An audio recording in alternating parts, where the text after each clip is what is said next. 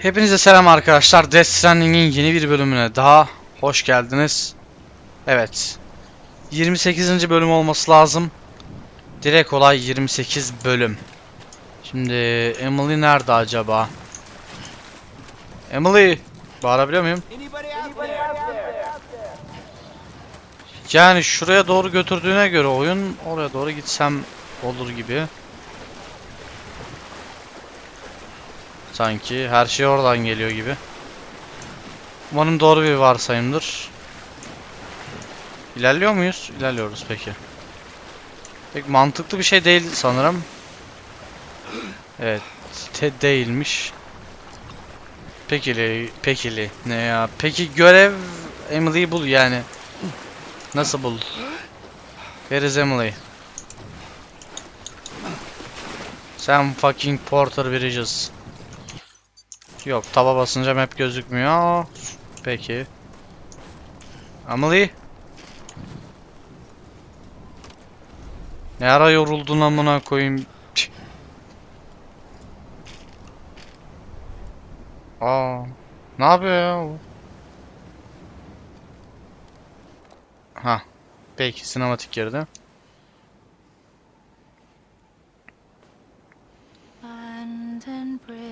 Just falling down, falling down, falling down. Na na na na na. Beautiful lady. O da olur. Aa, siyah giymiş. Gerçekten çok kötü bir kadın oldun Emil. Bu annemiz mi sanki? Yok, değil gibi sanki. Usta. Sesi biraz değişmiş gibiydi. Aynen. Annen bence. Biraz yaşlı bir sesi var o yüzden. Aman ne kadar korkutucu ha.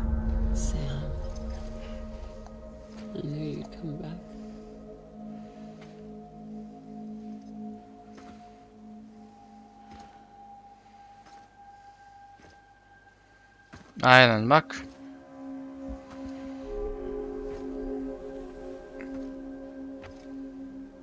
Ne oldu şimdi? Mutlu aile tablosu mu?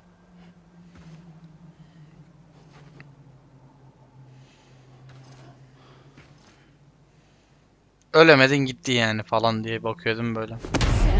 Allah belanı vermesin. Tam olarak böyle ölmüştü ilk bölümlerde de hatırlarsanız. Son anları böyleydi. Ne lanet maskeymiş bu amına.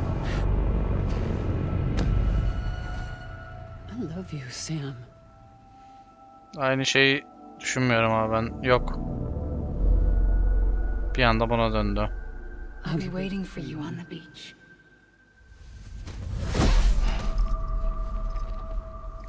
Hangi beach? I've been waiting for you, right here, ever since.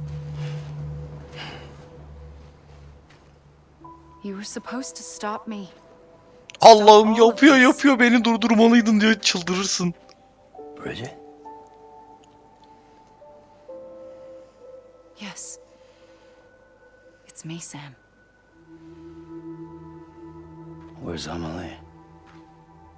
Where she's always been. Nowhere. Öyle biri yok. Senin ihtiyacın vardı ben de ben de öyle bir kişi mi yarattın diyecek.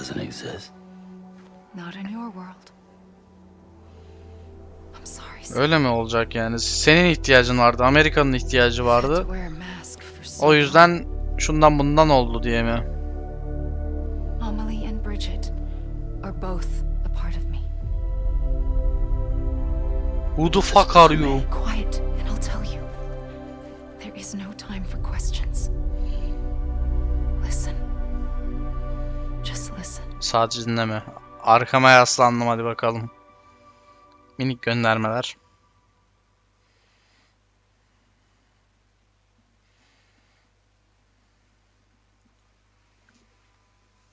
Oyun bitmiyor bu arada ya gerçekten.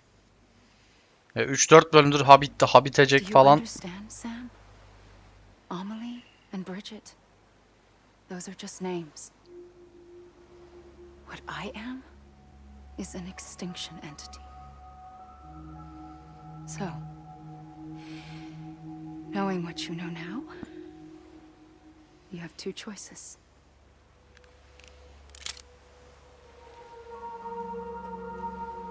Us getting shot, one of them.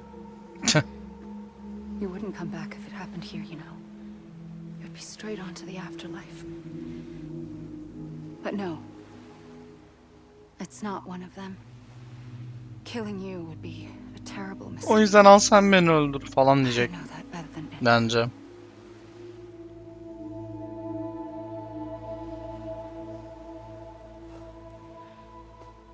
Öyle bir klişe yapacak mı abi? Yok, yapmadı. Hayret. A seam has formed from my beach and the beaches of every soul in America. And soon it will be inundated by a vast surge of antimatter starting here. In a flash, this world will be no more. Bravo, iyi bok yedin. Consumed by an explosion. A big bang. So, that brings us to your first choice.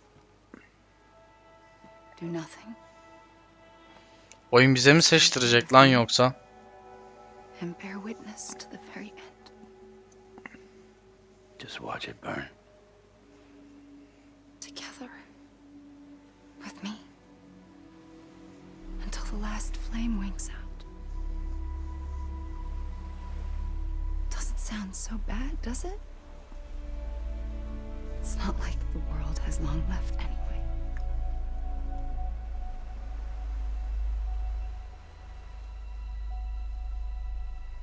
Then there's the second choice.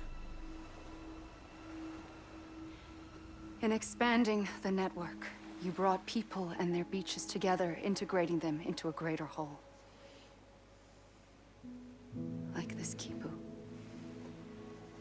But in doing so, you also bound them to my beach. The very beach where Allah abla I 2-3 opened bölgeyi the bağlamadım. side. Ne yapacağız o zaman o 2-3 bölgeyi? You can't stop what's coming. But if you cut me and my beach loose, perhaps you can stop it from spreading. You might just prevent the last stranding. And mankind will live to die another day. And it doesn't have to end here. But it does. The beach is doomed no matter what. One look ought to tell you that.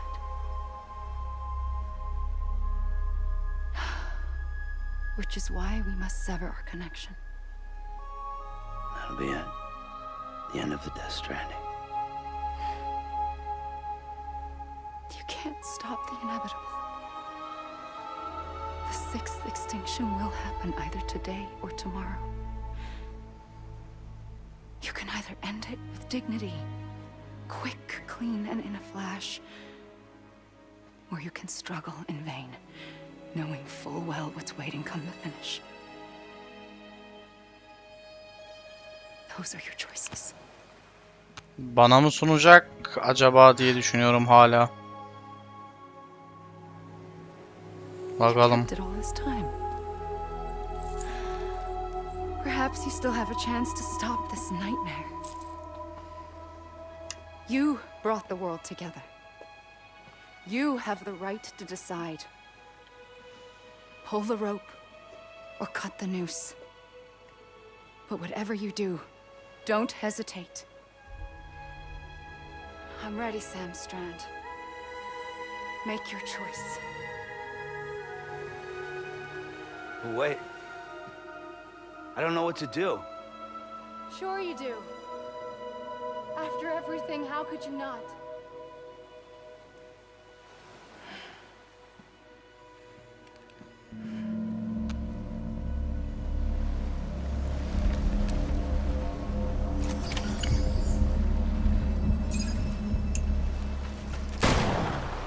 The fuck?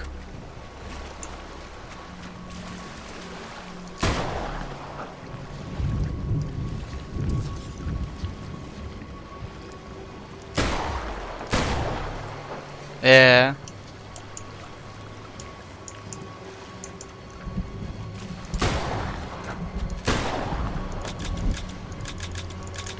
Babuş olmuyor. Bir şey yapamadık. Ne yani burada kalayım gideyim mi yoksa Emily'nin yanına mı? Anlamadım ki ben. Sıktım işte kadın kafasına. Anlamıyorum. Ben devam etmesini istiyorum abi işlerin. Yani ne yapabilirim? Maksimum.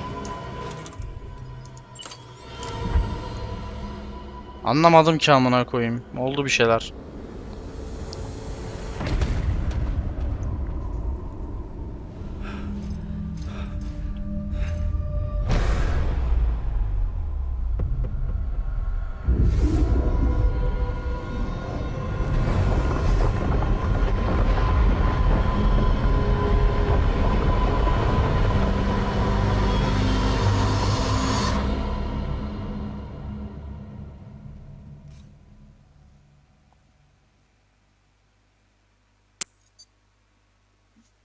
Tekrar bağlan. Evet. Ne oldu? Beceremedim mi yani? Büyük ihtimal. Yani aynen. I'm ready, Sam Strand. Tamam abla atlayabiliyor muyum? Atla. Sam Strand ne yapıyorsun abi? Evet. Bakalım olmadı bu. Ben yanına gideyim.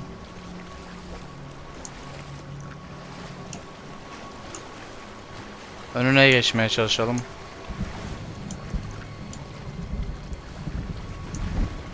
Yani babuş ne yapmamı istediğini tam anlamadım ki oyunun.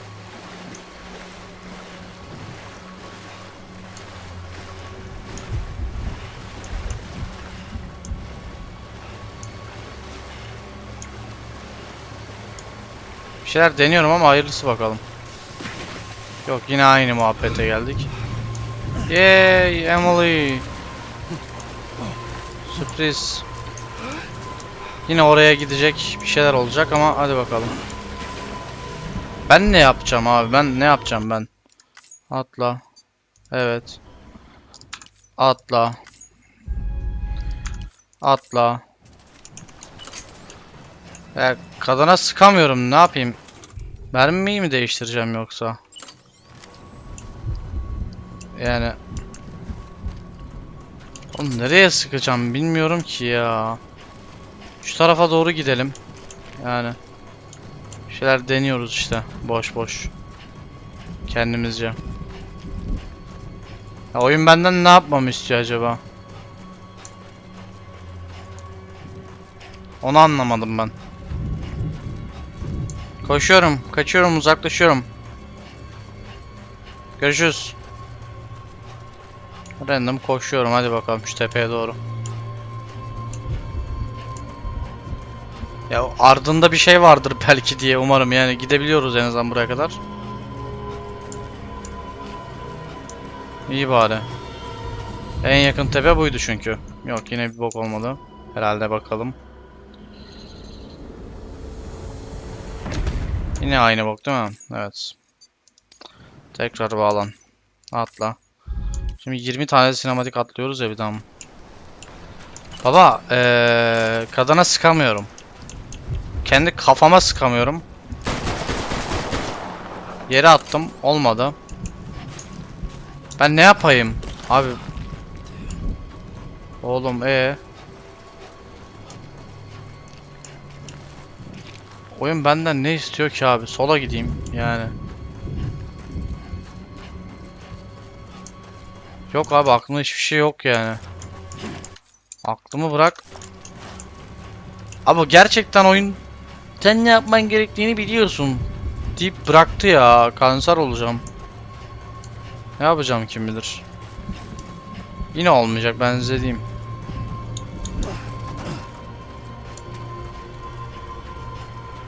Yani ne yapabilirim?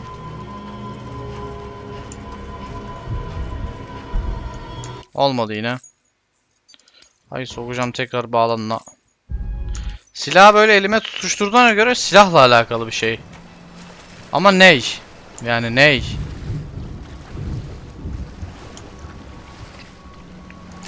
Kafasına sıkılmıyor. Göğsü olmuyor. Bacaklar hiçbir yere. Evet geldim. Yapmamız gereken şuymuş abi. Şu. Sarılmakmış abi gidip. Şaka gibi. Ya seçim sunuyorsun baba. Bıraksana yani. Ya sıkayım ya bir şey yapayım. Ya bunun şeyi bende olmalı. Sıkarsam ne oluyor? Sıkmazsam ne oluyor? Anladın mı? Saçma. Seçim senin diyor amına koyayım. Değil aslında yani. Here.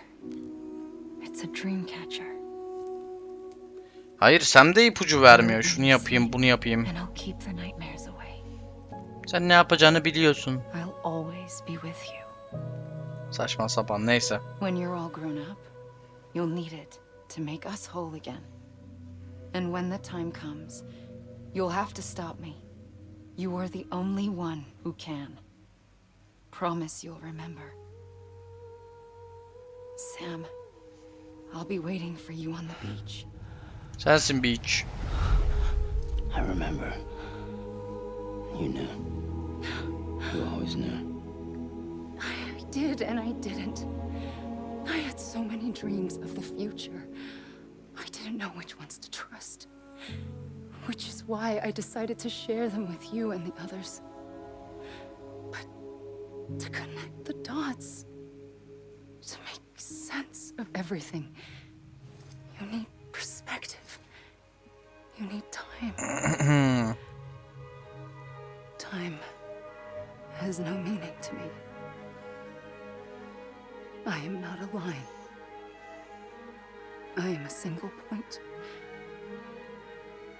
Which is why all I could do was just show you the choices and let you decide.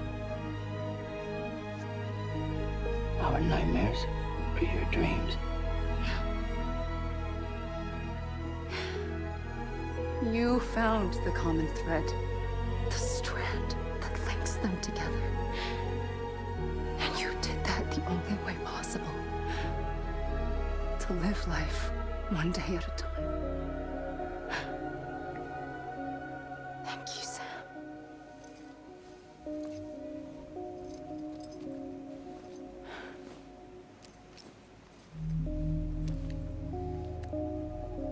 A gun won't help you here. But it still has a role to play.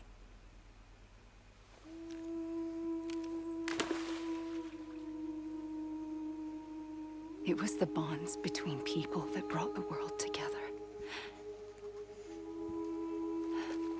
And if that is what matters most to you, then I will stay here on this beach.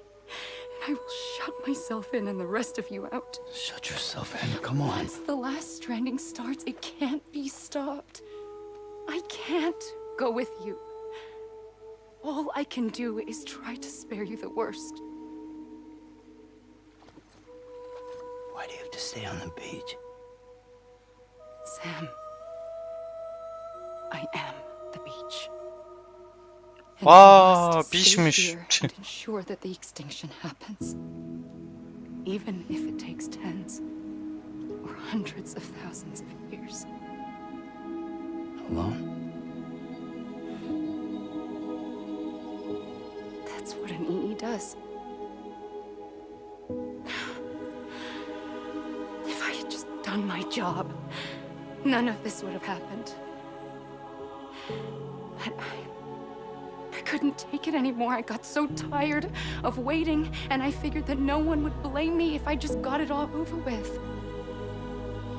So, that's what I did. Sounds like hell.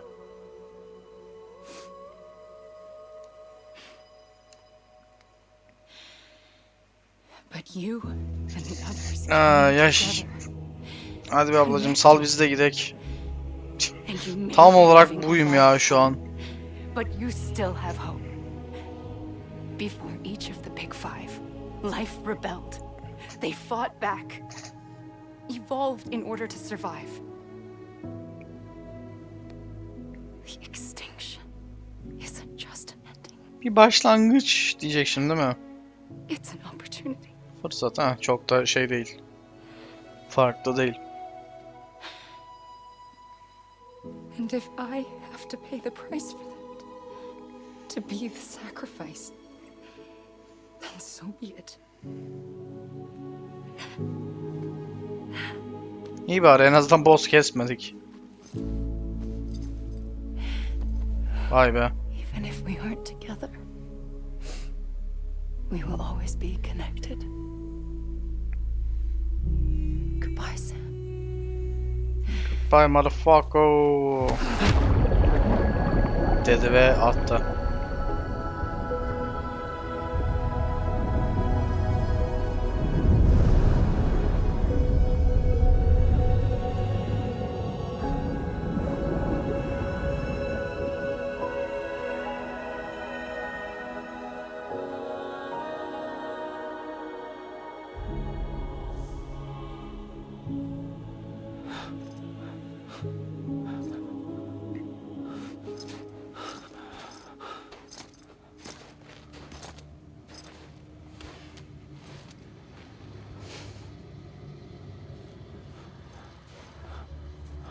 Yani girip çıkalım diye mi vermiş o bebeği?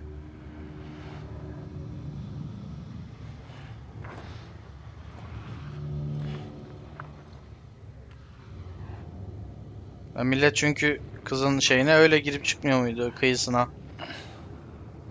O da saldı. Senin yüzü niye siyah beyaz lan, hatta direkt gri? Ha. Şeyi mi vuracağız, bebeği mi vuracağız? Yine de oynaması gereken bir rol var.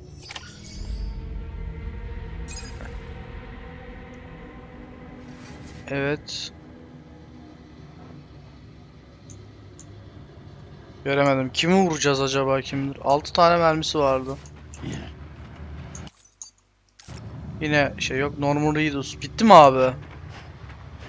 Bu kadar mı oyun?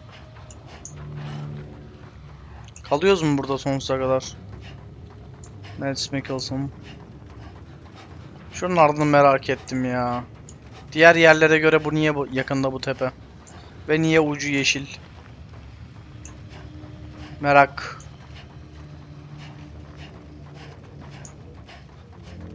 Troy Baker. İsimlere bak. Yani.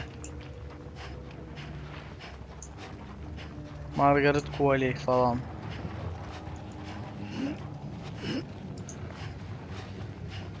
Bir şey yokmuş aslında. Peki.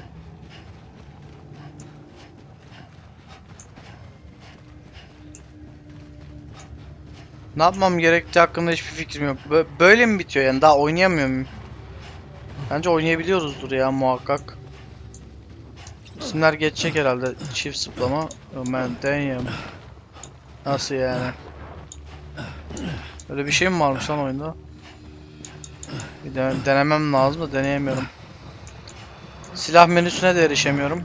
Peki abi. Merakımızı giderdiysek agalar. Artık ben kıyıya doğru koşasım var şu an yani.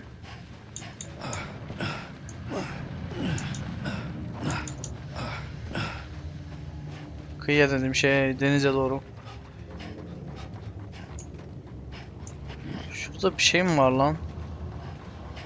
Dur bakayım, o kaya mı yoksa bir şey mi? Tam ekranın şu an sağ üstünde bak. Heh, Sam yoruldu.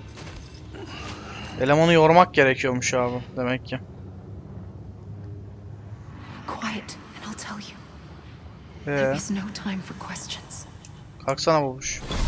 Aha. When you were young, you used to have bad dreams. Aa yaş. You cried about them all the time. The truth is, those weren't your dreams. Ha. Okay. For as long as I can remember, I've dreamt of the beach. Not just while sleeping, in my waking hours too. In my dreams, I watched the world end so many times. Countless past extinctions that decimated life on this planet. Again and again and again. At first, I didn't understand what I was seeing or why. And that wasn't the worst of it. there were other more terrible dreams. Dreams of death and destruction. Of a massive extinction to come. Like this one. And I would always be the one to end it all. To bring about the last stranding. As I have today.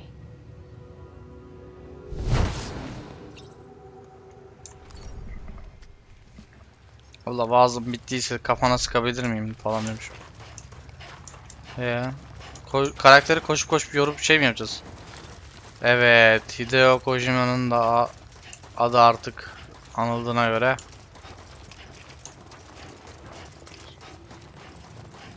Anladık kardeşim, designer, yazar, yapar, eder. Bir yazar daha varmış, Kenji Yano.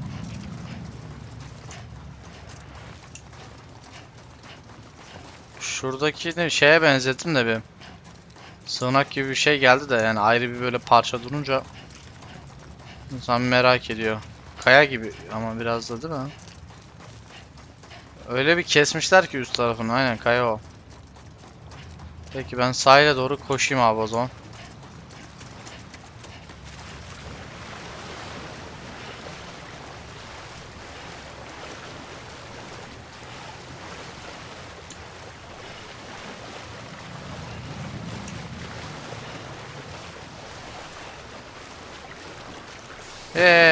Yine geri dönüyoruz. Kalk sen, çocuklaşma. Aa yaş. Nasıl çıkacağız bakalım buradan? Evet. Yine oturdu eleman.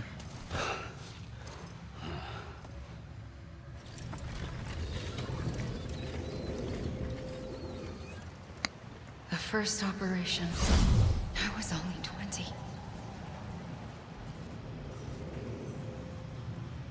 I opened my eyes and found myself on the beach.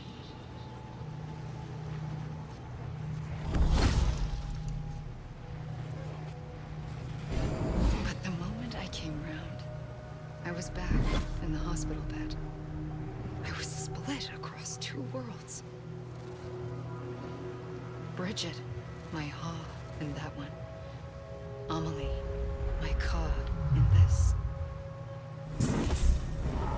Somehow, the two of us managed to coexist. Soon, our ages began to diverge. Only Bridget's body got older, while the beach kept Amelie's the same. So I came up with a story. I told people that Amelie was my daughter. A daughter with a debilitating condition and an absent father. Vay be. Look. Amelie.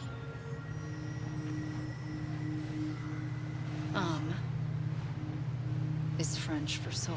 Layda şey mi? Yalan mı? A soul that's a lie. Aynen. There was no Amelie.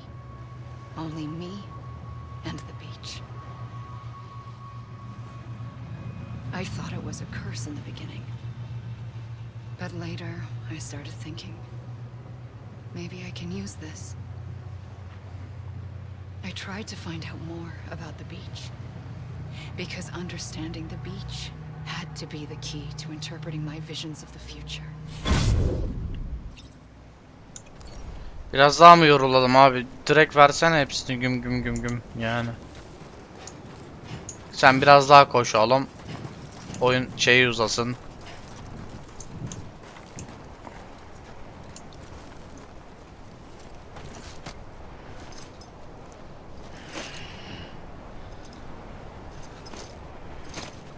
Siyah beyaz da çok sıktı ha beni valla. İçim daraldı lan. Ha, belli sınırların dışına çıkamıyoruz herhalde. Peki.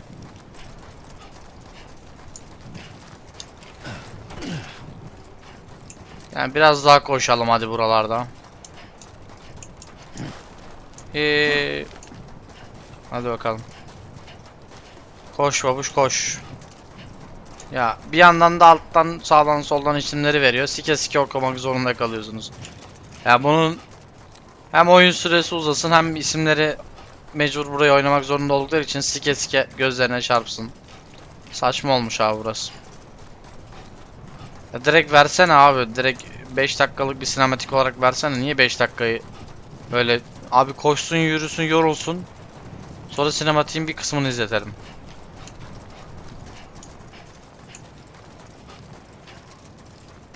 Aa bilmiyorum ya. Sarmadı. Oraya gitmiyorum. Başa yolluyor zaten. Ben kendim yürüyüp yorulurum en azından.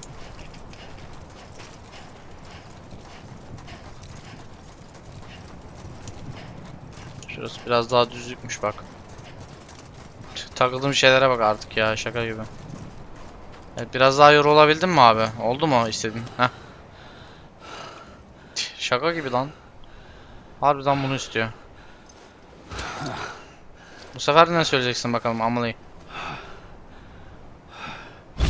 I realized the beach was connected to the world of the dead, which meant that somewhere out beyond it were the memories of time itself, including those of every organism that had ever lived.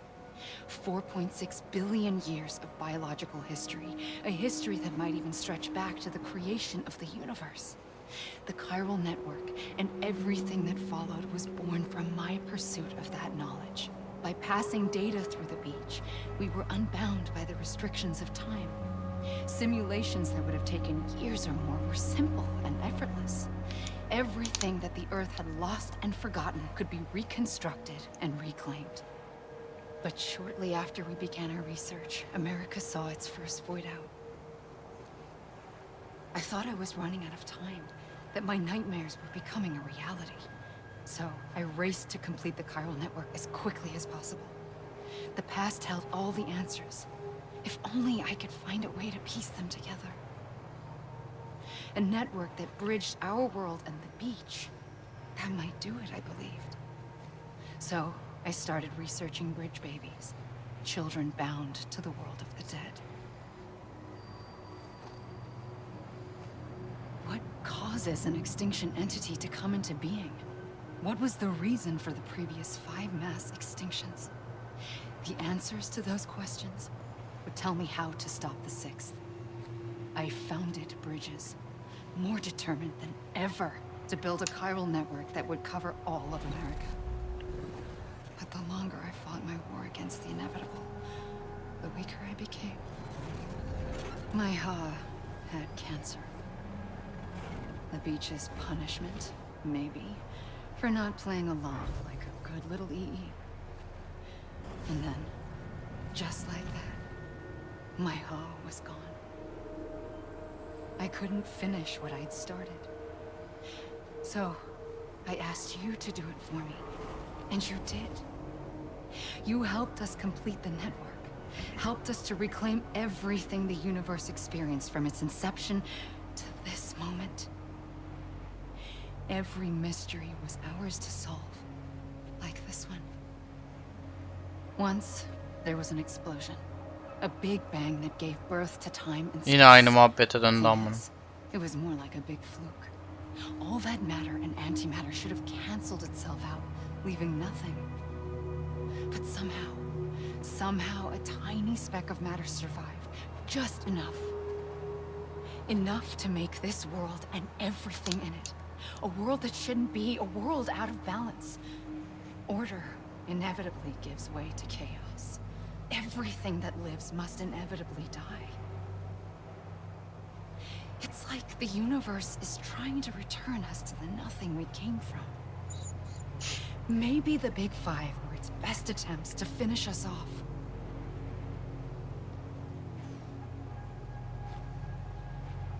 But somehow, life always managed to survive just enough.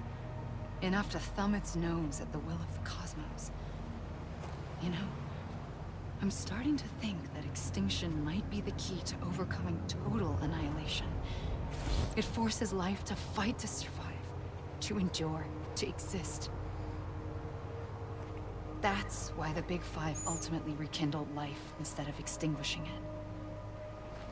From the ashes of the dead rise the living. Stronger and wiser. Inheritors of the legacy of existence itself. They defy the universe and refuse to surrender. They say, we're just getting started. Extinction is an opportunity. Azıcık daha koşan ben. Tamam.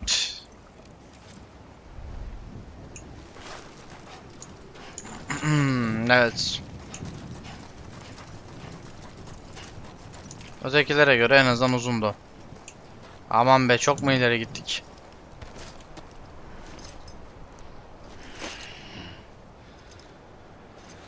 Hadi hemen yine ortaya gidelim. Çıkamayalım buradan.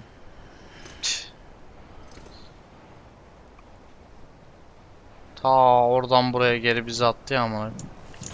Koş. Run baby run. Dananana.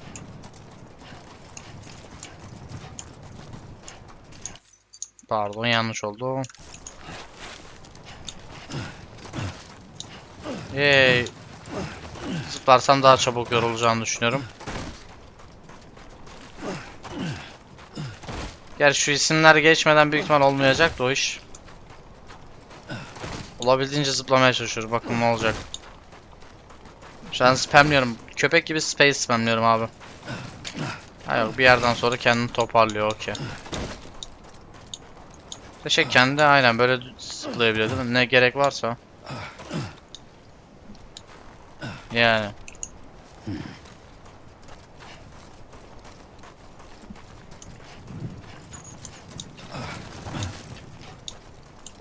O nasıl bir yükseltiydi de amına yine.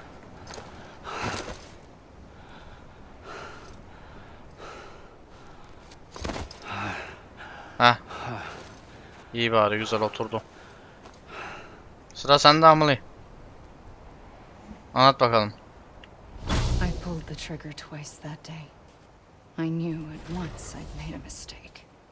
I found your beach and looked everywhere for you. Sam. There you are.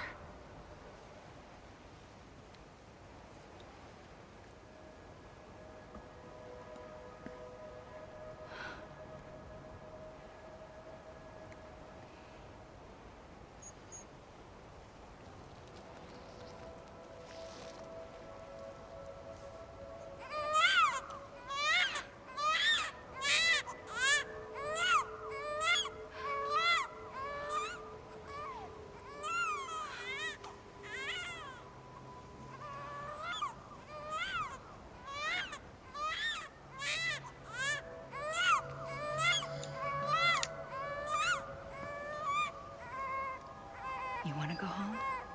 Evet, ne olur sal beni artık. I wanted to set you free Gerçekten from bu death sekans once uykumu for all. getirdi ama ya benim. Sıfır şaka abi. It's okay.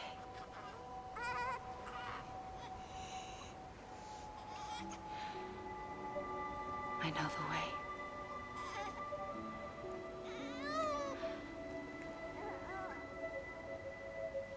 But in doing so, I upset the fundamental balance between life and death. I just wanted to save you.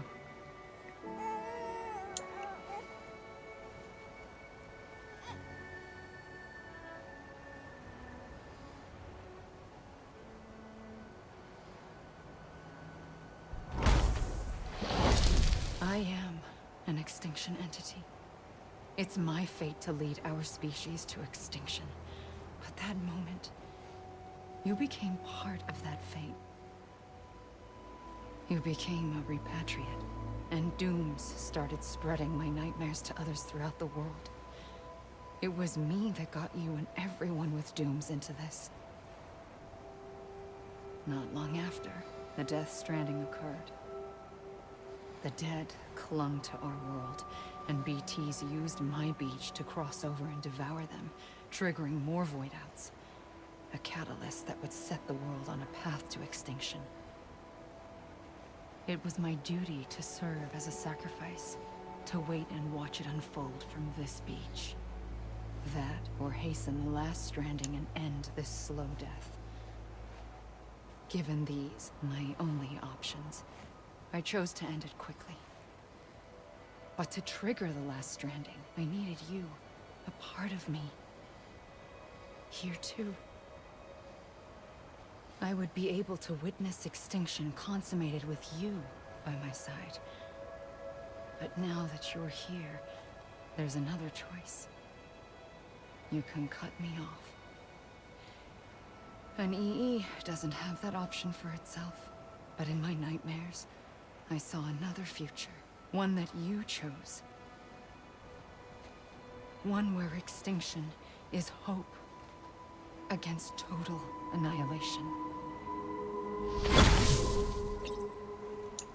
Yine mi? Amına yeter artık ya.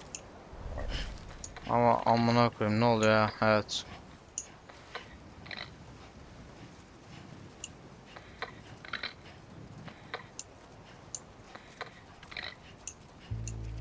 Peki abi.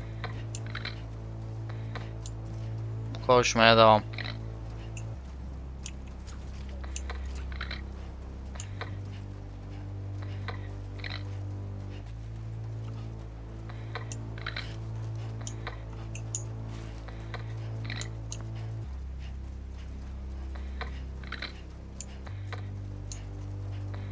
Ne diyeyim ki yani abi, çok sıkmış ya bu kısım arkadaşlar gerçekten.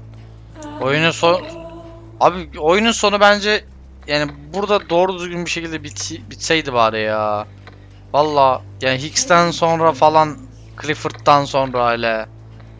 Ya bu çok sönük olmuş. Clifford'ı öldürüp bitsek yani daha iyi olurmuş gibi geliyor. Çok sönük bitmiş bence ya bu. Yani bilmiyorum.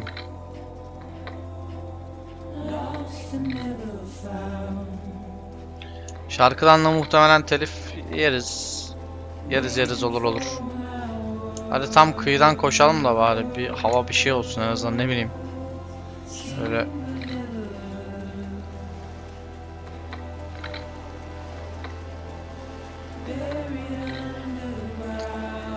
Yaş. Bir oyunun daha sonuna geldik ha arkadaşlar. Koca bir oyunun daha sonuna geldik. 28 bölüm sürdü. Tabi arada ben birkaç bölüm arda sadece yol falan yaptım da. Yani sonuçta benim oyunu öyle kendimce bitirmem 28 bölüm oldu yani. Vay be. En başından en sonuna kadar izleyen herkese teşekkür ederim bu arada. Sıfır şaka. Heh, yoruldun mu paşam? Yok, yorulur mu hiç? Of, double jump yaptık bak. Öf. Niye öyle bir şey varsa da artık. Şu kayaların oradan geri döneriz artık. Çünkü yorulacak gibi değil abi karakter. Yaş. Harbi ama dediğim gibi bak, yedirmişler ya. Kendi çöktü zaten. Başta beni kendi atacak büyük ihtimal. Aynen. Ya sike okutturuyor harbiden ya. Şaka gibi. Neyse moruk, yorulana kadar tekrar koş oraya. Ne diyeyim ki yani. Oyunun istediği bu. İlla bunlara okutacak, o sırada da bize bir şey yaptıracak, ne bileyim yani. Hoş olmamış abi, gerçekten hoş olmamış yani. Arkadaki müzik güzel de önceki 3 yürüme sekansım gerçekten epey sıkıcıydı yani. Yani size bir şey abi, en azından sıkılmayın diye. Düşünün abi, seriyi ilk başladığınız, yani bu izlemeye başladığınız günden beri, yani şimdi 30 güne yayıyorum aşağı yukarı. Kanalda 1,5 ay yaklaşık yer bulacak yani 5 hafta falan. 5-6 hafta bu oyun yer bulacak kanalda full. Düşünün abi, ne yaptınız o 6 haftada? Bir gözden geçirin bakalım doğruları, yanlışları. Niye böyle bir şeye sevk ediyorum insanları, onu da bilmiyorum. Ama yine de bilmiyorum. Yani kendim düşündüm az önce. Ya burada video çekmesem ne yapardım? Oyunun buraya kadar geldiğim kısımlarını düşünürdüm yani. Ulan neler yaptık be falan diye. Ben de öyle işte diyeyim dedim. Düşün bakalım 6 haftada neler yaptınız veya 5 haftada neler yaptınız. Aa yaş. Özel teşekkürler. Geliyor. Ondan sonra biter herhalde.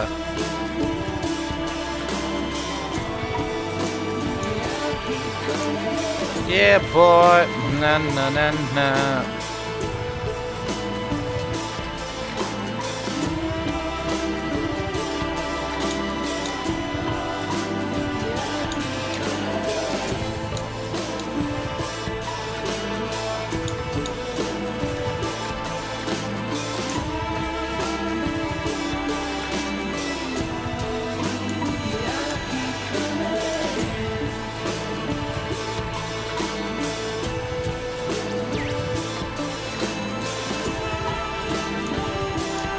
Vay be. Sonuna geldik artık yani. Ben de bir oturdum düşündüm. O ara dalmışım. Baya bir sessizlik olabilir. Kusura bakmayın. O ara için. Allah müziğe daldım gittim ha anılara. Vay be.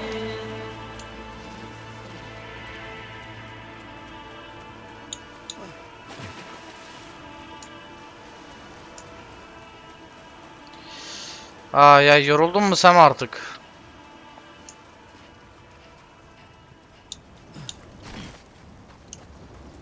Heh sonunda. Evet bütün yapımcıyı da izlediğimize göre artık bu da son olsa gerek. A gun won't help you here. But it still has a role to play. Neymiş o abi o rol yani? Tam düşündüğüm gibi oldu evet. Dead fucking Stranding.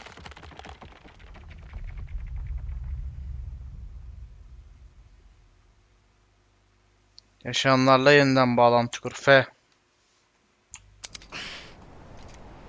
Vaa boş çıktı.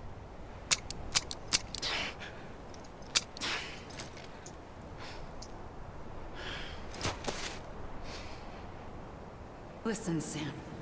I was the one that brought you and Cliff together again. There was something I wanted you to know. You were never abandoned. And you're not alone. Don't you see, Sam? You have to live. Yine mi koşacağım artık yeter. Aa çıldıracağım yeter. Aha. Aha. Ne lan orada? Ekranda leke yok değil mi? Yo. Ses bu taraftan gelince dedim bu tarafa gideyim de. O ne lan öyle? 5 tane bir şey. Aha. Kahve mi?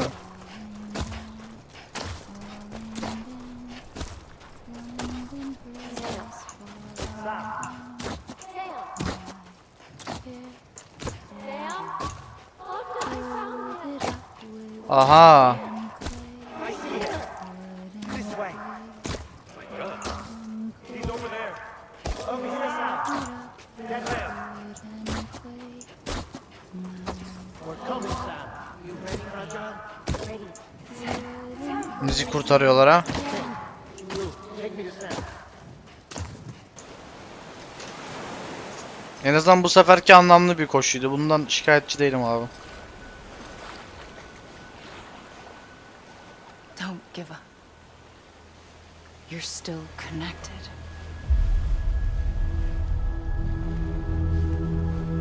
Who the fuck are you yani? Uçuyor bunlar kim am?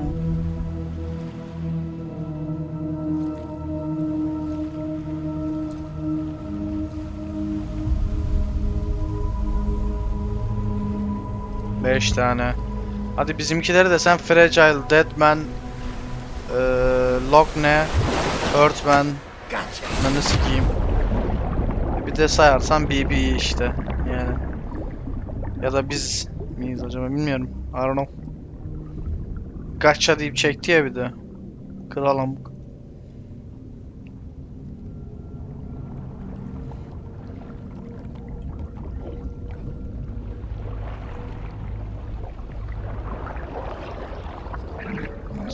Ruh hastası ya.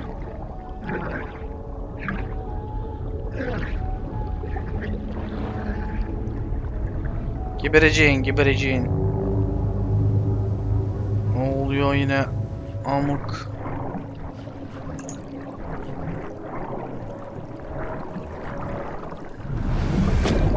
Hadi bakalım dönüyoruz. Bak.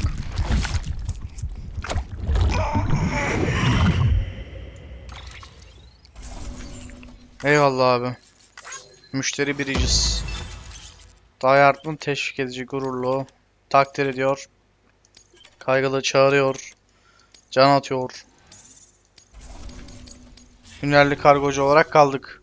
For Peki. too long have we lived as strangers to one another, divided by walls built to keep us safe. But now, with the completion of the Cairo network, we may at last move forward as a people united. Today, we come together to celebrate the birth of a new nation. A new nation for a new world. The United Cities of America. I once took an oath to support and defend the Constitution of the United States. And though that proud republic may be no more, we remain. And so, as your president, I hereby swear to support and defend you, the people. Let there be no more walls between us, nor masks to hide who we are. O zaman maskeni çıkartıyorsun demek ha? Aynen öyle.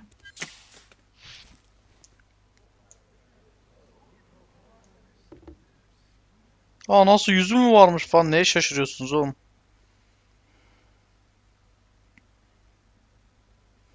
Let there be a new America. An America where we can face one another. Where we can speak our minds and open our hearts. The old ways die hard. But I believe, my fellow Americans, that we have the strength and the courage to rise above our past and embrace our future.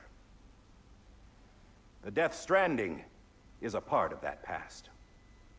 An enduring shadow. A constant reminder of what could have been. That we stand here today is testament, not to the greatness of any one individual, but to our capacity to come together. To the bonds between us. To our collective greatness. All things must come to an end, ourselves included. But as long as we savor each moment, find joy in the promise of tomorrow, embrace hope, and reject despair, we will endure.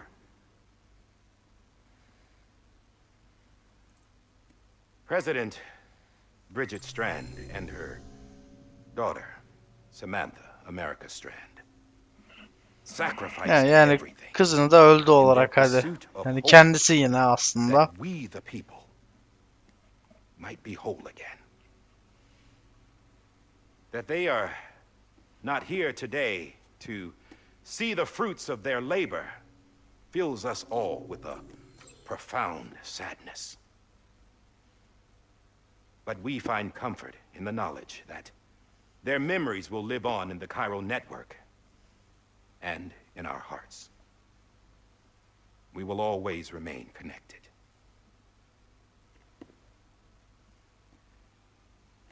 There is another hero in this story. One whose achievements seem destined to go unrecognized. America still needs that hero. That person without whom we would not be here. The name is unimportant, but you know who I mean. And for that unsung hero, I have a message. It was you who brought us together. You who made us whole again. And while you and I will eventually pass on, Going somewhere, Sam? Tired of being the unsung hero? No, I'm done is all. She's gone. Come on, wait. There's something I need to tell you. Yine mi artık daha ne This söyleyebilirsin? doesn't bother you anymore? Alıştı artık elemanım. Well, that's great. Şerefsiz ya. Now, wouldn't you like to know how we brought you back from the beach? Sensin Beach. We were going to use the doll, but didn't have one handy, which is when I remembered something else. Not what I think it is. Yes, what could be more connected to Amelie's beach than President Strand's umbilical cord? Hartman thought that's why she left it with me in the first place. Unfortunately, It didn't work. yeah, she'd already cut her beach loose. It was just gone. We didn't know if that meant she dragged you into the great beyond or sent you to some other beach. We were really racking our brains. Hartman and Mama split up and started searching every beach you might feasibly have washed up on. We looked for a month with absolutely nothing to show for it. A month on the outside. How long on the inside? Trust me when I tell you, you don't want to know. But don't worry. We found no signs of accelerated aging. In the end, this is what led us to you. Just when Son we bir were about görev. to give up, Die-Hardman reminded us about the revolver. O görevi buymuş demek So ki. we tried to follow it, and it led us to a far corner of your own beach. And bingo, there you were. Mama made visual contact first. She was able to see you from her vantage point on the other side. She informed Lochna via their connection, and Hartman confirmed your location during his subsequent NDE. The plan was for Fragile to, in essence, slingshot Lou and me to your position so we could rescue you. But it's not so easy to send multiple individuals to another person's beach for an extended period of time. And that's where the umbilical cord came in. We wove these from President Strand's DNA. They serve as a single knot that binds us all. The President must have known all of this would happen. Ironic, isn't it? The gun that set this whole mess in motion ends up being the key to saving you. Kadın zaten söyledi, ben görüyorum She said it geleceği had dedi ya. another purpose. Aynen Not a öyle. weapon, but a lifeline. A stick that became a rope. I suppose that's one way of putting it. Oh, Sam. You have no idea how long Belli I've been belli, oyunun waiting to başından tell you. beri pezevenk ya. Got something else to tell you. Top secret. It's about Cliff. BB's mother's name was Lisa Bridges, Cliff's common law wife. Lisa Bridges. Now, Cliff was killed by a man identified in the records. only Tamam as işte John. içerideki pezevenk. Aa Former bu. U.S. Special Forces. Quite good at it by all accounts. Later appointed as an aide to the president, who used him for most of her wet work. The records go on to state that he vanished after Cliff's death. A warrant was put out, but he was later found dead.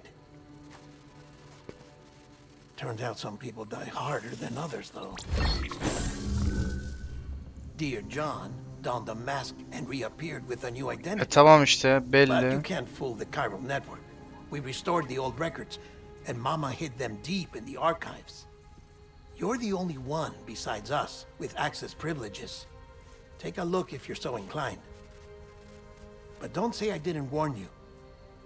The president's got some dirty, dirty laundry. Hı. I don't trust him. But I'll work with him if that's what it takes. We'll talk later. İşte bu adamı bir şeyler çevirdiği çok belli ki ya, halinden, tavrından.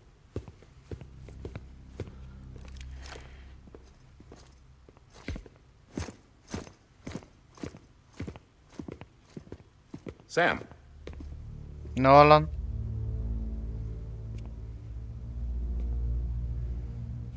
I don't expect you to forgive me. But would you hear me out? I killed Captain Clifford Unger. İyi bari söyledi, kendi ağzından I'll tell duyduk. you I did it for America. For love of country But I didn't. I did it for her. Because I loved her with all my heart. Hayda. She was everything to me. Everything. Now, I'm not trying to make excuses. I just want you to know that not a day's gone by when I haven't thought about it. Time didn't help. Or the mask. Please, let me finish.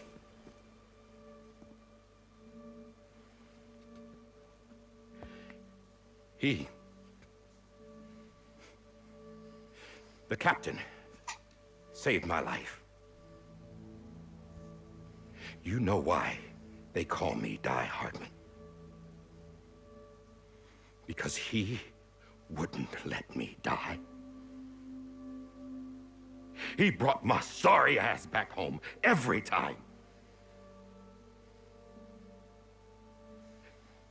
And I loved him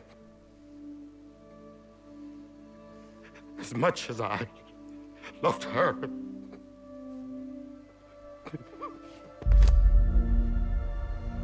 Herkes öldürür sevdiğini. Ey. And when he stared me down, that ghost,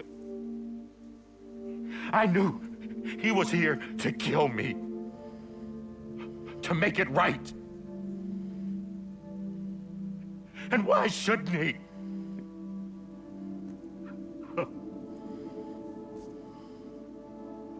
Why didn't he?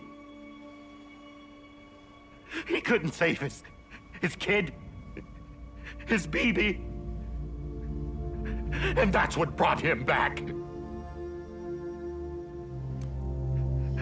I guess when he saw I was trying to do my part for America, he remembered who he was. And he forgave me. God! But I don't deserve it, God damn it! There is no atoning for what I've done. God!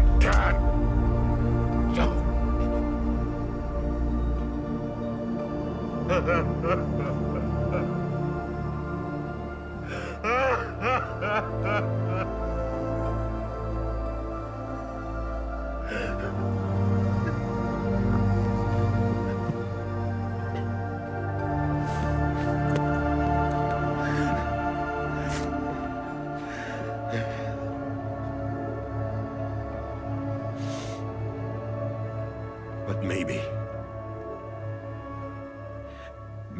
this is the next best thing. Maybe he brought me back from the beach for a reason. One last time.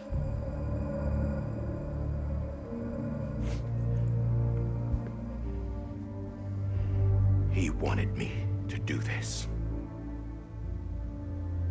To keep on being DİE-HARDMAN. No, he didn't. Nobody wants a president who acts like they're immortal. And if you're not scared of death, how can you value life? And life is pretty fucking fragile right now. And yeah, the old ways die hard. But that's what's gonna have to happen if we're gonna come together and build a better America. That gun won't help you here. That's her words, not mine. Hadi bakayım.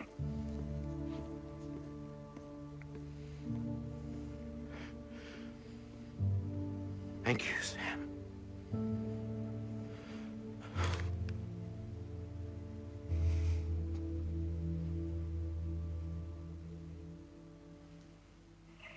Doyumuna koyayım. Herkesin söyleyecek son bir sözü var anlaşılan. Surprise motherfucker. Hey, Sam. Been waiting for you. Lou? Da bu nasıl bir takımdı pezevenk? Sakin ol. Poor thing was never truly alive. Not in this world, at least. Gitti mi lan? The decommissioning order finally came through. Can't risk necrosis. The body can't stay here. Yine bana mı yaktıracaksın? I thought you might want to take care of it. Allah'ım ya Rabbim ya. You could try taking Lou out of the pod just to see what happens. But that would be in direct contravention of an executive order. And there are laws about that kind of thing, now that we're a nation. I just couldn't bring myself to do it.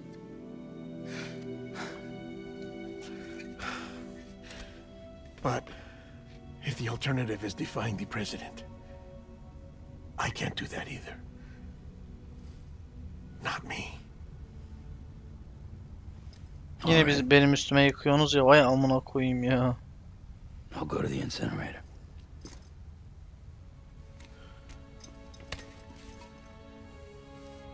Oyun bitmiyor arkadaşlar. Yok. Oyun bitmiyor ya. Vallahi bitmiyor. Before you leave, I'd like to check something quickly. Bak bakalım. I just took your cufflinks offline. Sebep? In that state, there'd be nothing to stop you from removing them. If you did, the UCA wouldn't know where you were or how to find you. You'd be invisible. When you use the incinerator, you'll be reconnected to the network automatically.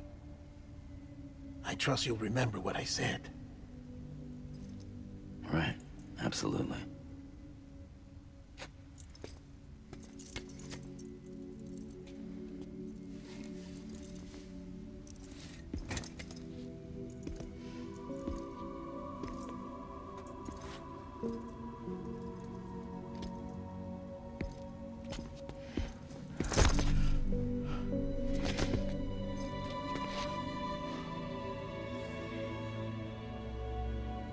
Thanks for everything.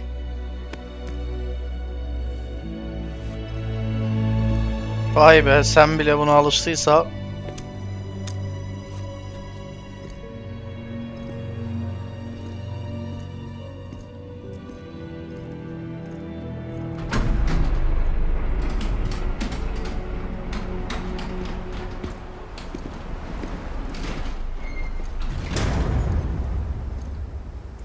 How's the weather?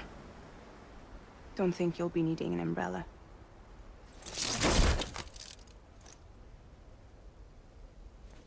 I decided to follow my father's dream after all. Don't worry, I won't get mixed up with any terrorists this time. UCA's got my back. We're the first private delivery company to get the official approval. Sounds like you're moving up in the world. Congratulations. Thanks. Wait, there's something I have to tell you. Tabii ki de var, tabii ki I de. didn't shoot Higgs. Couldn't pull the trigger. Şüphelenmiştim de silah sesini duyunca salmıştım.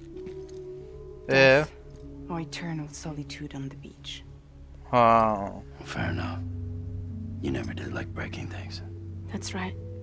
I find and fix what's broken. And reconnect. Kıyıya sıkıştırıp bırakmış. I'm fragile. But not that fragile. Artık ezberledik biz de harbi. Wanna come work for me? Could use a man like you. The world's still broken. Same as before. What isn't? But we're still here. We're still chugging along. Not everyone. Not me. Come on. You put America back together, didn't you? Doesn't mean there's a place for me. I've got no ties to anyone or anything. I might as well be dead. I felt like that when we first met in the cave. Üzüldü lan kız. Niye öyle dedin ki I şimdi? still do. Don't act like you're the same person. You've learned how to touch. to feel.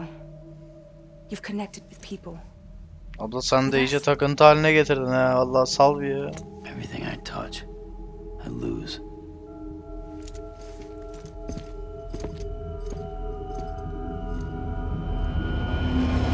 Sam!